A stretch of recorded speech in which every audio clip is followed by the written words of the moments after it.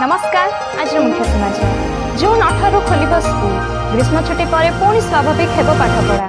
सूचना देले गणशिक्षा मंत्री। ओडिशा रे सक्रिय है दक्षिण पश्चिम मौसुमी वायु। आगामी 4 रु 5 दिन जाए अधिकांश स्थान में बिजुली घड़घड़ी सह हेब वर्षा। सैनिक स्कूल निकट में छातीथरा दुर्घटना। चा दुकान रे बसिथिबा लोकंकु चापिदेला कार, 2 मृत। हॉस्पिटल बेड रे पड़िछंती चामेली ओझा। निज देहरे कैमेरा लगई जगी बसिछंती पुलिस कर्मचारी।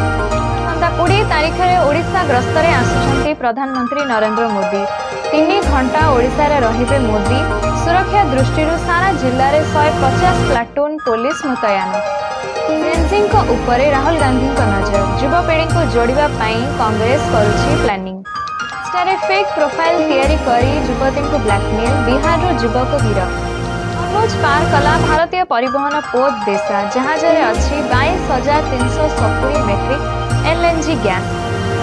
परमाणु अस्त्र तैयारी करबनी ईरान। अमेरिका सह स्वाक्षरित हैला एमओयू।